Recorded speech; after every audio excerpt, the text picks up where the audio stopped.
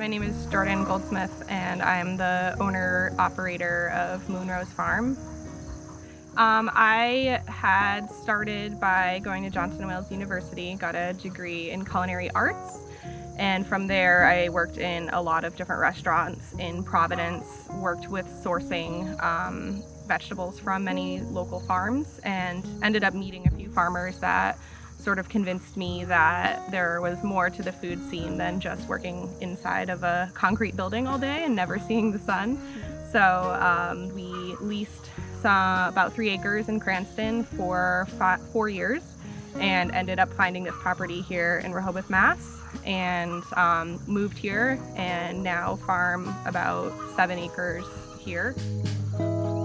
We added chickens to our operation to help improve the fertility of our soil. We raise them for eggs, and we also started raising a small flock of meat chickens as well. And we basically just wanted to get closer to where our own food was coming from, but also be able to provide food more equitably to the people that really needed it. We have probably at least 80 different varieties of crops. We determined what we wanted to grow based on our CSA program, which runs from the first week of June all the way through Thanksgiving. So we needed to make sure that we had 25 weeks of different items to offer to our CSA members so that it was interesting for them, but it was also things that could survive in the shoulder seasons in the colder spring and as we get into the fall and winter. We don't have any income until we start growing vegetables in June. So from January to June, we're working the whole time, but we don't have money coming in. So the CSA program helps us spread out the finances. We have to do most of our purchasing in that time too. We need all of our supplies to be here before the start of the season. It has made us a lot more financially secure, and the reward that we pass on to our CSA members is that they receive more than they've paid for every week.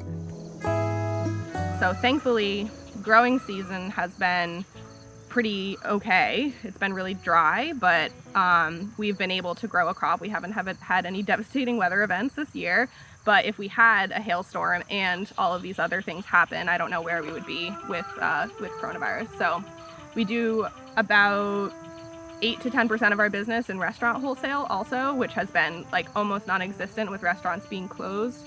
And then moving forward into the season with more restaurants being open, many of them have diminished capacity, so they're not able to order quite as much. We used to have a lot of weekly standing orders of bulk produce that we planned for in January and end up not being able to sell to the restaurants because they don't need the produce right now.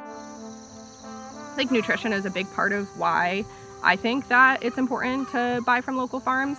The majority of food that is produced outside of this area has to be shipped in some sort of vehicle. So that means that it's been harvested days, if not weeks prior, and then it's going to sit in a facility, and then it's going to be delivered to a grocery store, potentially sit there for another several weeks before it's sold, maybe several days. And just even crops like spinach, I believe, and kale, like they lose a significant portion of their nutrients in 24 hours from harvest. So to me, if you're gonna do the effort of eating vegetables, they might as well be the most nutritious things that you can find. So for us, we harvest and deliver within usually 48 hours. Our customers are eating food that has not been harvested and sat in a refrigerator for many weeks. It's also supporting directly money into your community because we're hiring people that live here and people that will continue to live and open businesses here.